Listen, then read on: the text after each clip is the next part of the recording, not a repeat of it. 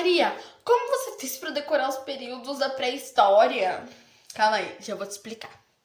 Lá na pré-história eu ouvi dizer: o homem é primitivo, mas vai se desenvolver. Paleolítico, pedra lascada. O homem só caça e coleta, ainda não se planta nada.